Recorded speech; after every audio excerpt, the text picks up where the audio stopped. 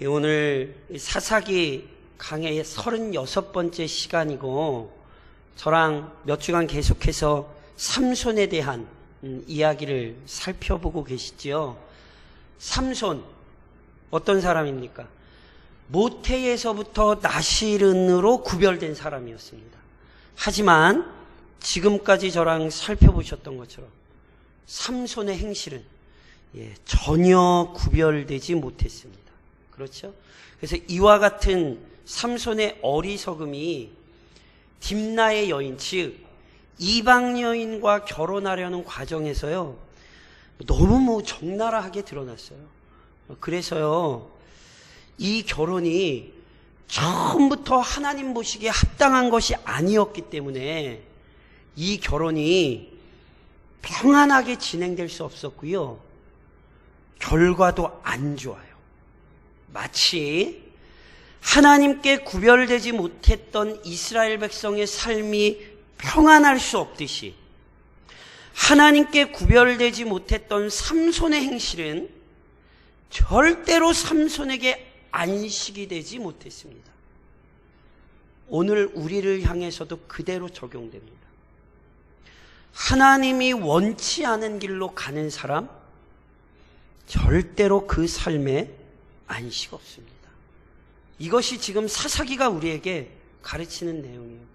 특별히 오늘 이제 이 결혼의 결과가 어떻게 비참하게 끝나고 이것이 어떻게 더 상황을 굉장히 혹독하게 만들어 가는지 저랑 오늘 살펴보시는 거예요. 지난 시간에 삼손이 아버지와 딥나로 내려가죠. 그래서 블레셋 사람들의 풍습대로, 이스라엘의 풍습 아니에요, 블레셋 사람들의 풍습대로 잔치를 베풀고 결혼을 확정짓고 마무리 지으려 했어요. 하지만 잔치를 베푸는 중에 예상치 못한 일이 벌어졌어요. 삼손이요 이전에 딥나로 내려올 때 자신이 저질렀던 추악한 행실, 즉 나실인의 규례를 깨트리고 사자를 찢어 죽이고 심지어 그 사자의 사체에 생긴 꿀을 떠먹고, 이 추악한 일을 자신의 이 회개의 기회로 삼은 게 아니라 가십거리, 심심풀이를 만들어서 잔치 때 이 사건으로 수수께끼를 만들어 블레셋 사람들에게 내기를 제안했죠. 제가 지난 시간에 설명드렸던 것처럼 삼손이 낸 수수께끼는요 아무도 못 맞춰요. 그건 원래 있을 수 없는 일이거든요. 그러니까 아예 작정을 하고 골탕을 먹일 생각으로 이 문제를 낸 거예요. 당연히 30명은 문제를 풀 수가 없죠. 그러니까 30명들의 마음은 아주 무거운 거예요. 왜냐하면 잔치집에 왔다가 배옷 한 벌, 겉옷 한 벌 뺏기게 생겼잖아요. 30명이 각자 한 벌씩. 그래서요 결국 어떻게 했죠? 삼손의 아내를 협박하여 답을 알아내죠. 굉장히 무서운 협박이었어요. 너와 내 아버지의 집을 불사르리라. 야, 답 좀 알아와. 이거 아니에요. 죽여버리겠다 그랬어요. 그러니까 당연히 여자의 입장에서는요 자신과 자신의 가문이 망하는 건데 어떻게 가만히 있어요. 삼손을 쪼르죠. 왜냐하면 삼손이 여자한테 약하잖아요.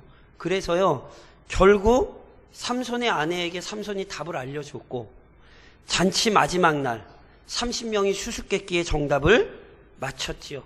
삼손이 내기에 졌어요. 물론 삼손은 이 답을 어떻게 맞췄는지 이미 알아요. 저랑 지난주에 본 본문에서 삼손이 이렇게 얘기하잖아요. 너희가 내 암송아지로 밭갈지 아니하였더라면. 암송아지, 삼손의 아내를 얘기하는 거라니까요. 그러니까 그 아내를 통해서 너희가 정답 알아내지 못했으면 니네가 능히 내 수수께끼 못 풀었을 텐데 니네 아주 나쁜 놈들이야. 삼손이 아주 분했어요. 그냥 어쩔 수 없잖아요. 내기에서 졌잖아요. 어떻게 해야 돼요? 배옷 30벌, 겉옷 30벌 물어줘야 되죠. 그래서 삼손이 아스글론 사람 30명을 죽여서 그들의 옷을 내기의 값으로 지불을 해요. 도저히 화가 나서 참을 수가 없어요. 그래서 어떻게 했습니까? 화가 나서 승질이 나고 집으로 가버려요. 더 재밌는 건 삼손이 화내가지고 집으로 가버리고 나자 삼손의 장인이 어떡하죠? 이거 결혼은 이미 될 수가 없는 결혼임을 알고 삼손이 원래 결혼하려던 그 딸을 다른 사람에게 시집 보내요. 그러니까 보세요. 결혼은 이미 무산됐어요. 다시 한번 말씀드리지만 하나님이 뜻하신 일이 아니면 하면 안 돼요. 그것은 우리에게 평안을 가져올 수도 없고 그 일은 이루어질 수도 없어요. 그런데요, 참 안타까운 건 뭐냐면 삼손은 이걸 몰라요. 그래서 차라리 여기까지만 했어도 괜찮았을 텐데 삼손은 그의 정욕에 이끌려 멈출 줄을 몰라요. 오늘 저랑 읽으신 본문에 보니까 얼마 후 1절에 얼마 후 밀 거둘 때에 삼손이 뭐하죠? 염소 새끼를 가지고 그의 아내를 찾아가요. 그러니까 얼마나 정확히 지났는지는 알 수 없어요. 어찌됐건 화가 났던 삼손이 좀 화가 풀렸던 것 같아요. 그랬더니 누가 생각나요? 그 여인이 생각나요. 그래서 염소 새끼, 당시 염소 새끼 한 마리를 선물로 주는 건 꽤 귀한 선물 주는 거거든요. 그러니까 화해의 선물로 염소 새끼 한 마리 들고 자기 아내를 다시 찾아가는 거예요. 그러니까 이 장면이 무슨 의미인가를 기억하셔야 돼요. 삼손이 얼마나 진중하지 못한 사람인가를 보여주는 거예요. 욱해가지고 결혼까지 하러 갔다가 때려치고 집에 올라왔다가 다시 조금 지나고 나니까 뭐해요? 또 보고 싶어서 염소 새끼 한 마리 들고 내려가는 거예요. 그러니까 성경이 지금 삼손을 어떻게 그리고 있는지를 잘 이해하셔야 돼요. 그러니까 나실인으로서 하나님의 말씀에 합당하지 않은 일을 했기 때문에 하나님께서 이 결혼을 중단시키셨잖아요. 이게 될 수 없는 일이라는 사실을 하나님이 그렇게 보여주신 거란 말이에요. 근데 못 깨닫는다니까요. 얼마 지나고 나자 또 욕정이 발동해서 그 여자를 또 찾아가는 거예요. 그러니까 철저히 자신을 하나님의 말씀으로 절제하고 하나님의 말씀 안에 자신의 삶을 구별하는 게 아니라 말 그대로 자기 하고 싶은 대로 행동하며 살아요. 이게 지금 삼손의 모습이에요. 그런데요, 삼손이 선물로 줄 염소 새끼를 들고 자기 아내를 찾아가죠. 오늘 성경에 나와 있는 표현은요, 그냥 얼굴 보러 간 게 아니에요. 정확히 표현하면 이 여자와 잠자리를 하려고 가는 거예요. 그래서 보세요. 삼손이 염소 새끼를 들고 찾아갔을 때 그의 장인, 그 여자의 아버지가 삼손을 막아서죠. 이 여인의 입장에서도 잘 생각을 좀 해보셔야 돼요. 삼손도 여자가 자기한테 정답 알아내서 민족에게, 자기 민족에게 답 알려줬으니 삼손 입장에서도 뭐 화가 무진장 날만도 하죠. 그런데 보세요, 여자의 집의 입장에서도 보면 삼손이란 남자를 도대체 믿을 수가 없어요. 욱하는 성질에 결혼하겠다고 왔다고 승질났다가 지집으로 돌아가는 남자를 부모라면 그 딸 주시겠어요? 그러니까 이 원래 결혼하려고 했던 집안에서도 굉장히 당황스러운 거예요. 그래서 보세요. 이미 지난 14장에도 나와 있던 것처럼 다른 남자한테 시집을 보내요. 삼손이 그렇게 찾아오자 오늘 본문에도 아까 저랑 2절에서도 읽었지만 아버지가 그 장인이 뭐라고 얘기해요? 내가 심히 미워하는 줄 알고.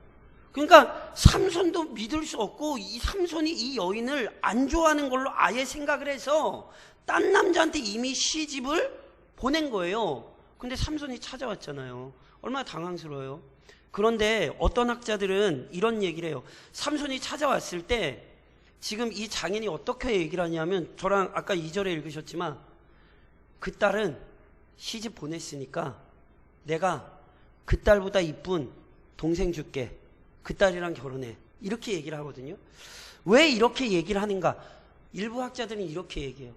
삼손이 성질이 정말 안 좋은 걸 알잖아요.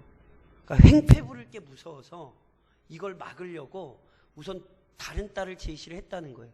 또는 원래 당시 풍습이 남자가 어떤 여자를 데려오려면 그 집에 큰 예물을 선물하거든요. 그러니까 성경에 정확히 나와 있진 않지만 지난 시간에 저랑 살펴본 것처럼 삼손이 잔치만 베푼 게 아니라 이미 결혼에 합당한 예물을 그 집에 줬단 말이에요. 그러니까 이 아버지가 또다시 다른 딸을 시집 보내서 그 결혼의 예물을 얻으려고 내가 더 이쁜 딸 줄게, 동생 줄게 이랬다라고 얘기를 하는 거예요. 그런데 뭐 삼손이 무서워서 그랬든지 아니면 이 장인이 재물에 눈이 어두워서 그랬든지 여기서 실은 뭐가 나타나는 줄 아세요? 가정의 거룩함이라고는 전혀 찾아볼 수 없는 이방인의 모습이 드러나는 거예요. 하나님의 말씀 안에서 남편과 아내가 한 몸이 되는 이 거룩한 규례를 이 사람들은 몰라요. 아니, 이 동생이 언제 삼손을 좋아한다고 얘기를 했나요? 삼손은 또 언제 뭐 동생 보러 왔나요? 근데 그 자리에서 갑자기 뭐래요? 동생 줄게. 그러니까 이것 자체가 지금 가정의 귀중함을 상실한 이방의 아주 타락한 문화를 보여주는 거거든요. 그런데 어찌됐건 삼손이 이 타락한 문화에 깊이 물들어 있었기 때문에 이방 여인과 결혼하려 했다는 사실을 잊으시면 안 돼요. 그러니까 이건 단순히 지금 이 사람들의 더러움을 보여주는 게 아니라 그 더러움에 물든 사람들과 삼손이 결혼을 하려고 하는, 그러니까 누가 더 더럽다고 성경은 얘기하는 건지 아세요? 지금 이방인이 더럽다고 얘기하는 게 아니라 하나님의 백성이 얼마나 거룩함을 잃어버렸는가를 이렇게 지금 보여주는 거라고요. 물론 삼손은 이 제안을 받아들이지 않아요. 오히려 화를 내죠. 그래서 오늘 3절에 보시겠어요? 3절에 보면 이 제안은 거절해요. 대신 3절에 이렇게 얘기해요. 삼손이 그들에게 이르되 이번은 내가 블레셋 사람을 해할지라도 그들에게 대하여 내게 허물이 없을 것이니라 하고, 자 보세요. 삼손이 다시 그 여자를 만나러 내려갔어요. 근데 그 여자는 어떻게 됐어요? 이미 다른 남자의 아내가 돼 있어요. 장인은 동생 주겠대요. 그래서 삼손이 마음에 안 들어 싫어요. 그래서 삼손이 이 모든 일에 대한 책임을 지금 누구한테 돌리냐면 블레셋 사람들에게 돌리는 거예요. 그 사람들이 뭐 했어요? 자기가 결혼하겠다던 여자를 협박해서 답을 알아내서 이 결혼을 무산시켰다. 삼손은 지금 이렇게 생각하는 거예요. 잘 보세요. 얼마나 미련한가. 이 일이 지금 누구로부터 나온 거예요?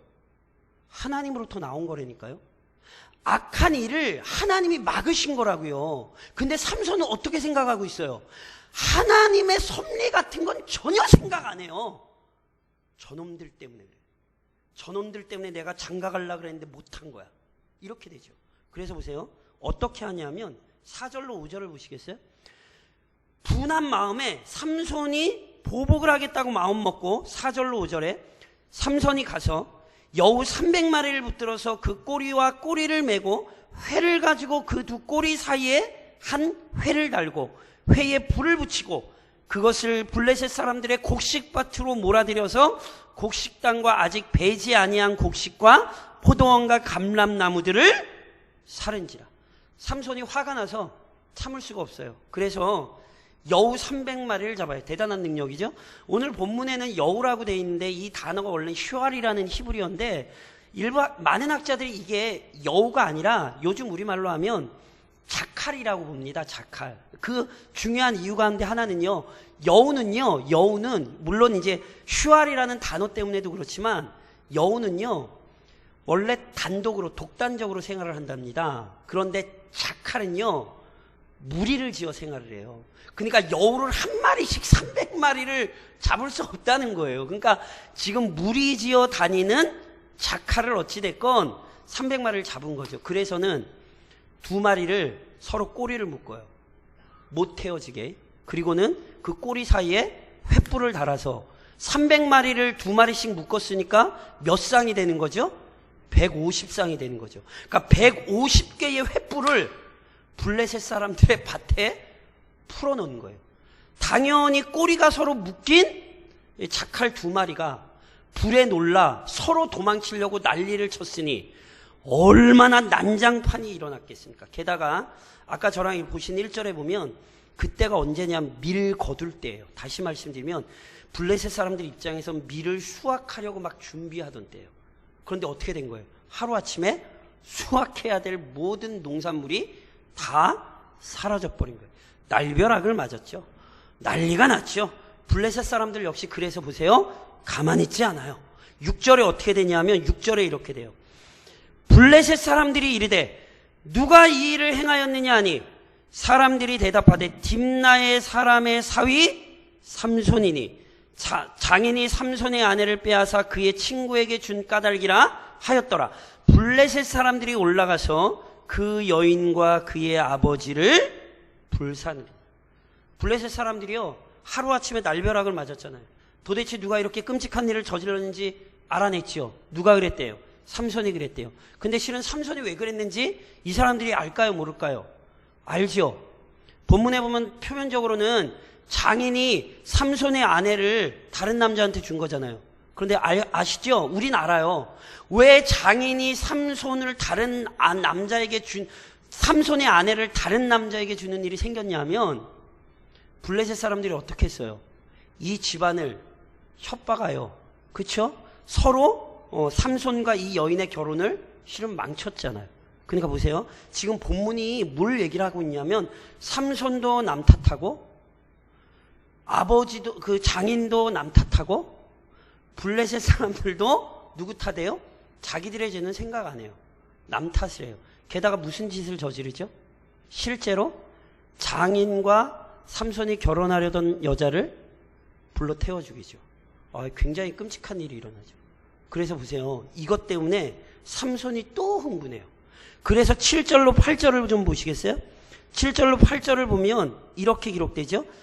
삼손이 그들에게 이르되 너희가 이같이 행하였은즉 내가 너희에게 원수를 갚고야 말리라 하고 블레셋 사람들의 정강이와 넓적다리를 크게 쳐서 죽이고 내려가서 에담 바위 틈에 머물렀더라. 삼손이요 밭에 불 질러버렸어요. 그래서 블레셋 사람들이 화가 났어요. 그래서 어떻게 해요? 삼손의 장인과 아내였던 그 여자를 죽여버리죠. 그랬더니 다시 뭐예요? 삼손이 또 흥분했어요. 그래서 삼손이 이번엔 뭐예요? 밭에 불을 지는 정도가 아니라 블레셋 사람들을 죽여요. 몇 사람이나 죽였는지 모르겠어요. 오늘 저희 읽으신 8절의 본문에 보면 블레셋 사람들의 정강이와 넓적다리를 크게 쳤다고 되어 있는데 이게 원어의 표현이 실제로 정강이와 넓적다리를 쳤다 이렇게 되어 있고요. 이게 어떤 의미인가가 좀 학자들의 의견이 분분하긴 한데 아마 그 의미는 큰 사륙을 벌인 것을 뜻하는 것 같아요. 그래서 실제로 지금 개역 개정 성경 보셨잖아요. 우리 이전 성경인 개역 성경은요 이것을 아예 어떻게 번역했냐면 그냥 크게 도륙하고 이렇게 번역을 했어요. 그러니까 어떤 몇 명이나 죽였는지는 잘 모르겠어요. 근데 삼손이 화가 나가지고 내려가가지고 블레셋 사람들을 꽤 많이 죽인 것으로 보여요. 그리고 나서는 뭐 한 거예요? 아버지의 집에서 조금 멀리 떨어진 에담이라는 곳에 가서 삼손이 지금 몸을 숨긴 거예요. 그러니까 보세요. 오늘 본문에 보면 이 결혼이 결국은 어떻게 끝나냐면 삼손과 블레셋 사람들의 아주 본격적인 싸움을 일으키는 것으로 끝나요. 근데 물론 아직 싸움은 계속 진행이 돼요. 더 이제 저랑 살펴보세요. 그런데 어찌됐건 오늘 본문에서 우선 기억하셔야 되는 건 이거예요.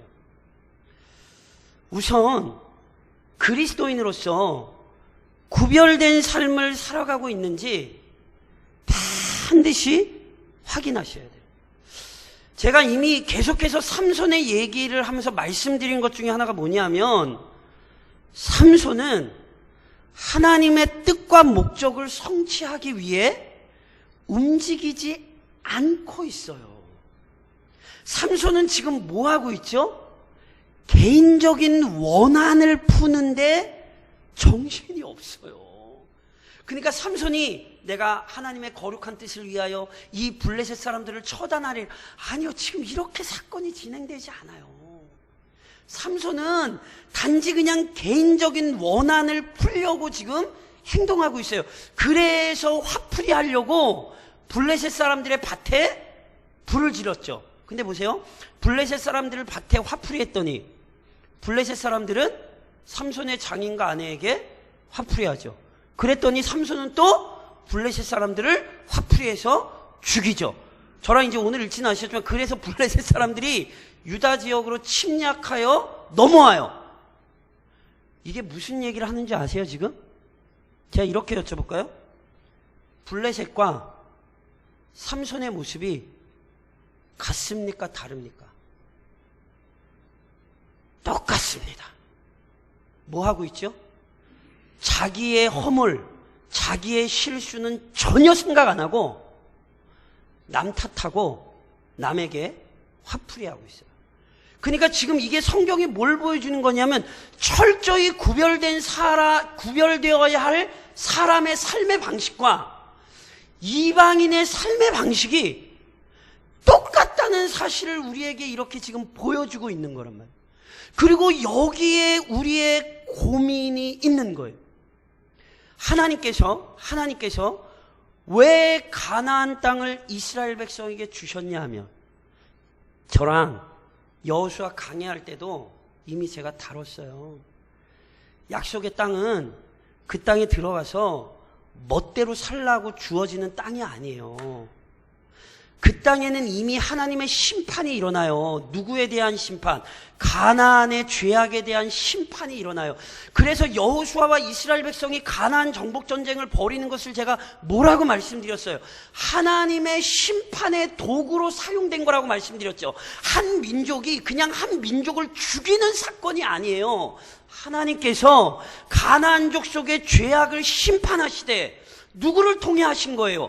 이스라엘을 통해 하신 거예요.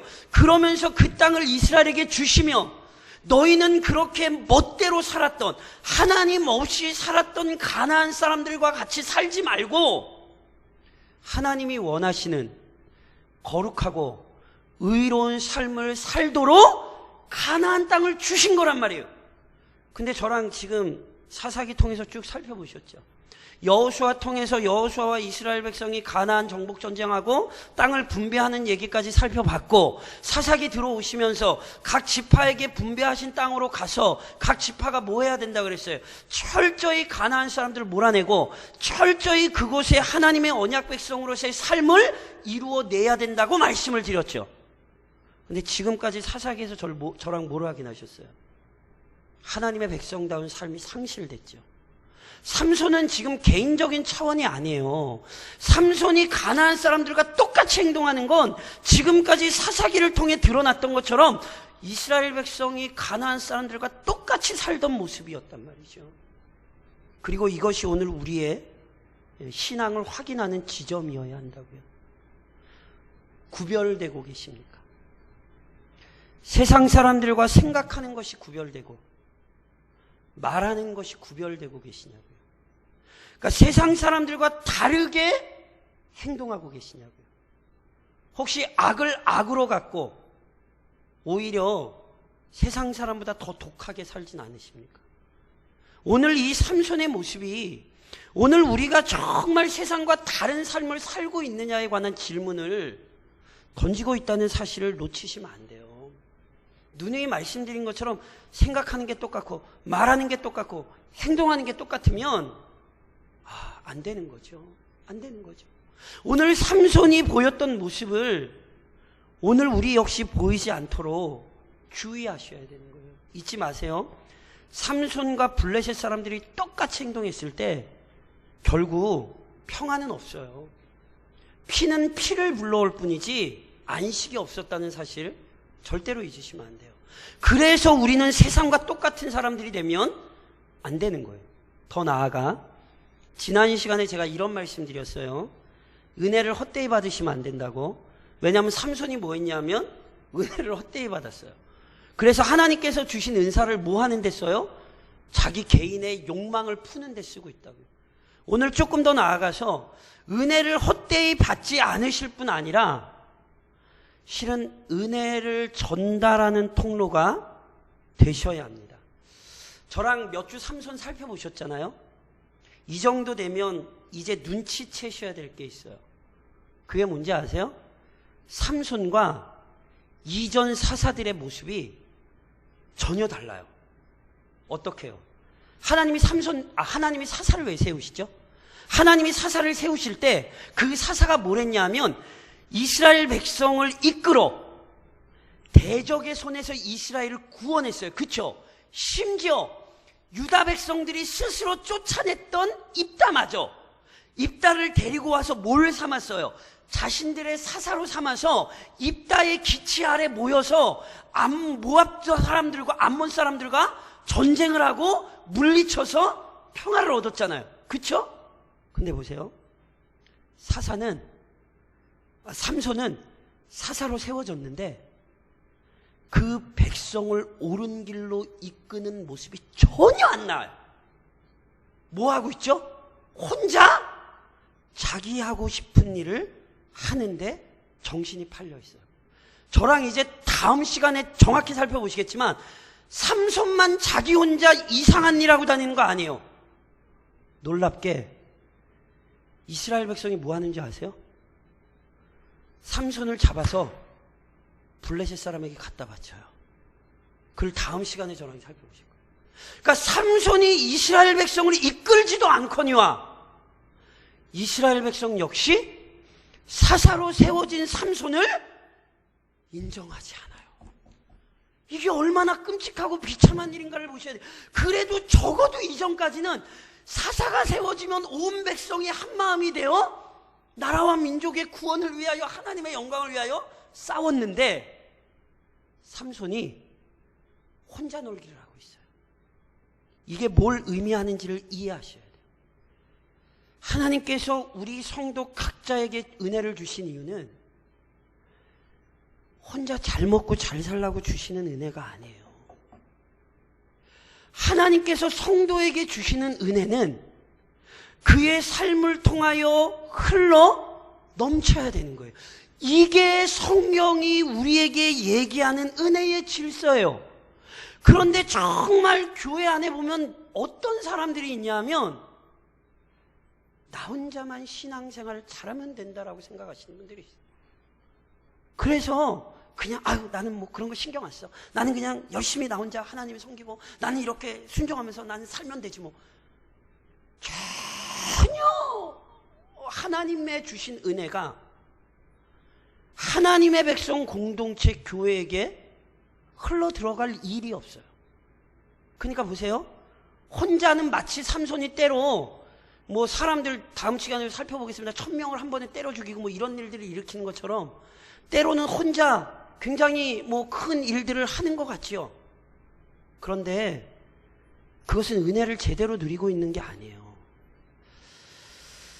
죄송합니다. 제가 예전에도 그 사사기를 다루면서 제가 좀 굉장히 좀 개인적으로 좀 가슴이 아픈 것 중에 하나 뭐냐면 이게 물론 이제 교회의 모습도 보여줍니다만 그 교역자들의 모습을 너무 많이 보여줘서 실은 굉장히 좀 괴롭기도 해요. 그러니까 이런 거예요. 어떤 사역자들 보면 혼자 내비둬서 뭐 하라 그러면 굉장히 잘해요. 그러니까 혼자의 실력으로 얘기하자면 뭐 굉장히 탁월해요. 모든 게 다 탁월해요. 근데 정말 아이러니한 게 뭐냐면 사역을 해서 사람을 살려내지 못해요.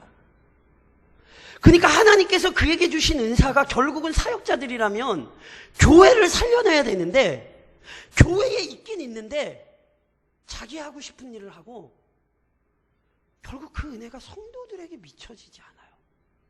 이게 딱 뭘 보여주냐면 삼손의 모습을 보여줘요. 그러니까 혼자는 대단한 일을 뭐 했다고 할지는 몰라요. 근데 결국 하나님께서 그에게 주신 은혜가 교회를 살리는 역사를 일으켜내지 못하는 거예요. 물론 이건 개인적인 문제만이 아니에요. 보세요. 하나님께서 각 교회에게 주신 은혜는 그 교회를 통하여 흘러 넘쳐야 돼요. 그래서 정말 제대로 된 교회는 교회를 살려요. 그러니까 정말 그 교회가 제대로 된 교회라면 그 교회 때문에 노회가 덕을 봐요. 그러니까 그 교회가 하나가 세워짐으로 인해 정말 참 많은 사람들과 주변의 교회와 노회와 또는 그 지역이 복을 얻는 거예요. 이게 원래 은혜의 질서예요. 그런데 한국 교회를 나타낸 굉장히 가슴 아픈 단어가 있죠. 뭔지 아세요? 개교회주의.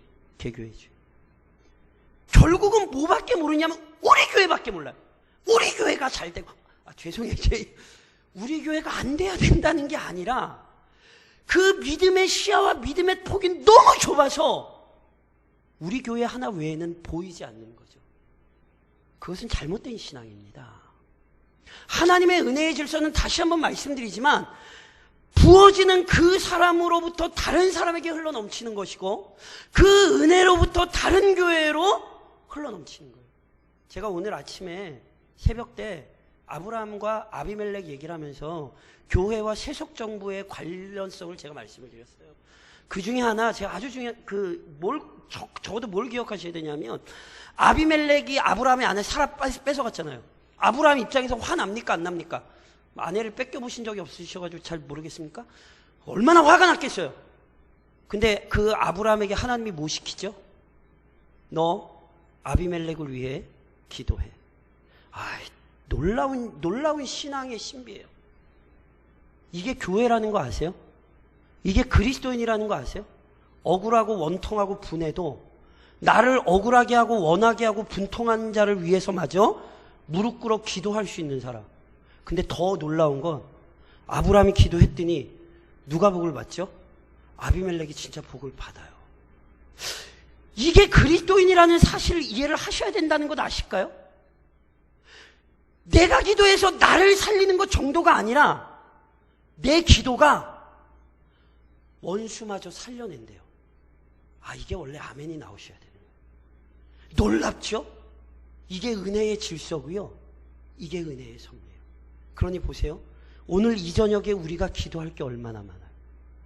오늘 이 저녁에 우리의 기도의 지경이 얼마나 넓어요. 오늘 우리를 구별된 하나님의 사람으로 부르셨다는 게 어떤 책임과 능력의 자리로 부르셨는지를 기억하셔야 된다는 거예요. 단순히 예수 믿어서 나 혼자 잘 먹고 잘 살다는 이상한 생각에 빠져 계시지 말고 한 사람의 그리스도인을 통하여 어떻게 한 가정을 일으켜내시고 어떻게 한 교회를 변화시키시고 어떻게 수많은 사람과 이 땅의 많은 사람들을 변화시켜 내시는지 하나님의 그 꾼과 계획을 이해하셔야 오늘 삼손 얘기를 제대로 보고 계시는 거라고요. 그러니 이 시간도 이 기도가 얼마나 중요한지 아시고 이 기도의 지경을 넓히시는 오늘 이 저녁이 좀 되시기를 우리 주님 이름으로 권면드립니다.